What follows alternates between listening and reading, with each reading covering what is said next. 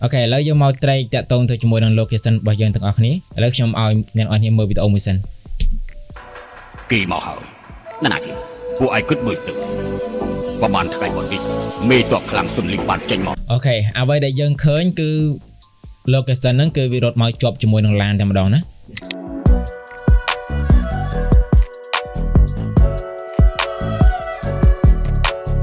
Ok, so đây nó này ngày nay vô mau trade tẹt tông năng location bao giờ bom ram này để quạt nhà video ở nhom chui trade tẹt tông tới cho môi năng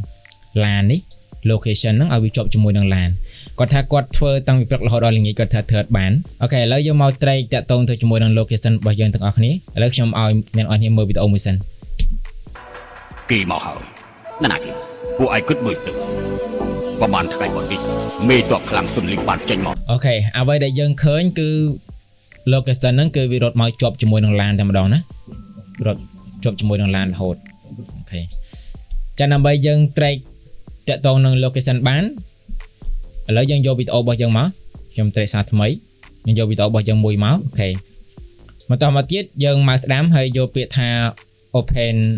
in fusion page មកអូខេនៅពេលដែលយើងបានហើយយើងចុច shift ហើយបូក space មកណានៅក្នុង keyboard របស់យើងហើយយើងទៅរកពាក្យថា tracker ណា tracker អូខេ add មកអូខេ add មកវាចូលតែបើសិនជាអ្នកនរគ្នា add មកវាអត់ចូលទេnên here select លើវាមួយហើយចុច shift ណាចុច shift ចប់ហើយអូចាប់ទាញមកហើយចាប់ទាញមកវាឃើញកំហុសមួយ Q មួយដាក់ជាប់មកអូខេវាជាប់ហើយ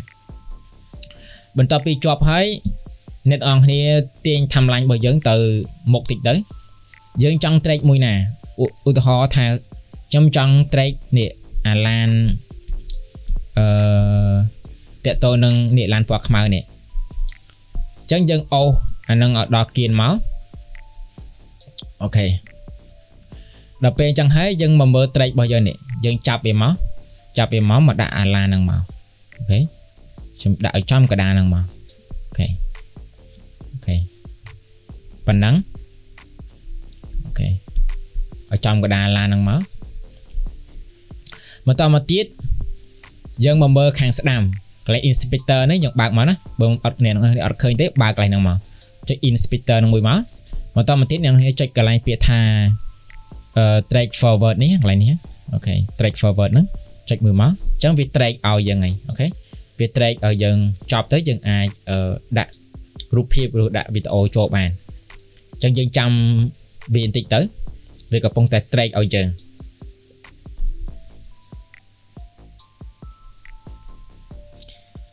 នៅពេលដែលវា track ចប់យើងអាចដាក់រូបភាពឬក៏អីបាន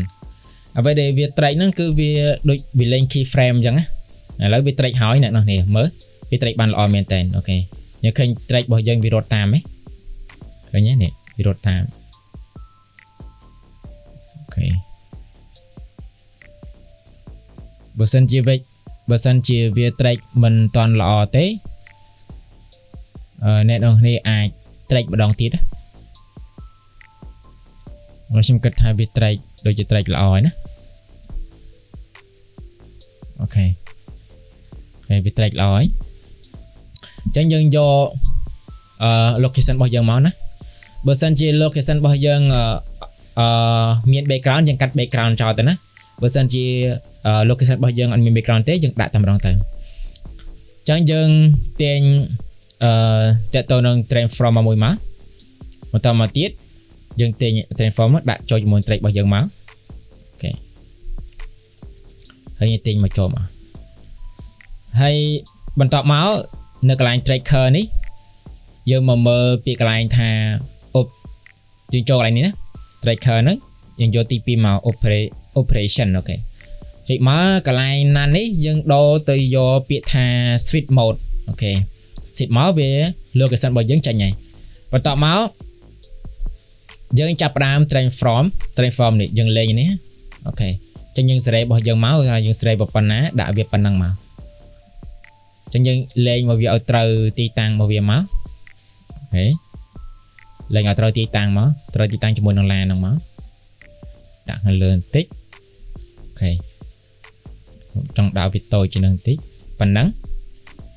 ឥឡូវយើងមើលប៉ុណ្ណឹងគឺរួចអ្នកនរគ្នាឃើញទេអូខេហើយឥឡូវយើងបើកមើល edit ចូល edit មកអូខេយើងមើល គេមកហើយណាគេ អ្វីដែលយើងឃើញគឺតើតើនឹង location របស់យើងមកវាឆ្ងាំងវាឃើញទាំងដុលហ្មងអញ្ចឹងខ្ញុំមិនចង់ឲ្យវាឃើញទាំងដុលទេខ្ញុំចង់ឲ្យវា fit បន្តិចមកឲ្យវាចង់ថាវា fit បាត់មកឃើញអញ្ចឹងណាអញ្ចឹងយើងចូលទៅកន្លែង fusion បងទៀតអូខេយើងមកលេង keyframe អូខេយើងលេង keyframe យើងចង់ឲ្យវាបាត់មកឲ្យបានឃើញព្រោះអានេះវាចេញមកគឺវាឆ្ងាំងវាឃើញតែម្ដងអញ្ចឹងវាអត់ស្អាតទេចឹងដើម្បីឲ្យឃើញយើងចូលកន្លែង keyframe របស់យើងមកឥឡូវថាខ្ញុំដាក់ត្រឹមណាឲ្យឃើញឧទាហរណ៍ដាក់ត្រឹមនេះចុះឲ្យ location ហ្នឹងវាឃើញ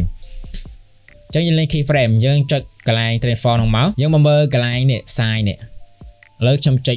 add keyframe ឡើងមួយហើយបន្តមកទៀតខ្ញុំថយ keyframe នេះទៅមុខវិញអា timeline របស់យើងណាហើយខ្ញុំទាញអានេះឲ្យអស់ size មកវាបាត់មកអូខេឲ្យវាបាត់មកតើមកឃើញទេនេះវា fit មកទីម្ដងឃើញទេវា fit មកទីម្ដងហើយ fit នេះក៏វា fit អត់សូវ smooth ដែរដើម្បីឲ្យ smooth យើងបើក spline មកអូខេបើក spline មកមើលកន្លែង transform របស់យើងឈ្មោះ transform របស់យើងគ្រីសកន្លែង transform មកគ្រីសមួយមកយើង fit មកអូខេ fit មកយើងលេង smooth អូខេដូចក្នុងអត្ថ effect ដែរណាចុចនេះមួយទៀតនេះ smooth លេង smooth មួយទៀតអូខេចាប់ទាញប៉ុណ្ណឹងអូខេយើងបិទ spline វិញទៅឥឡូវយើងមើលឃើញទេនេះវាមកតិចម្ដងឃើញទេវាតិចម្ដងវាមកឆ្ងាំងដូចលើកមុនណាចឹងយើងចូល edit មកអូខេឃើញទេមើលនេះអ្នកនរគ្នាជំរឿខ្ញុំឲ្យអ្នកនេះមើលឃើញទេវាមកតូចពីតូចមកធំឃើញទេហើយបានវាទៅតន់នេះរបៀប track តាក់ទងទៅជាមួយនឹង location ពួកឯងគិតមើលទៅប្រហែលថ្ងៃមុននេះមេតបខ្លាំងសុនលីងបានចេញមកអស់ហើយតែនៅសមមនុស្សម្នាក់មិនទាន់មកតើគឺជាអ្នកណាគឺខ្លួនអ៊ីសូមគោរពលោកអបរាជលោកបេតបសុខសប្បាយទេអូខេយើងឃើញថាវា track បានល្អមែនតើនេះគឺជាវីដេអូសម្រាប់យើង track object ណាមួយដែលយើងចង់ track ដែលយើង track នៅក្នុងកម្មវិធី DaVinci Resolve នៅក្នុង Fusion Page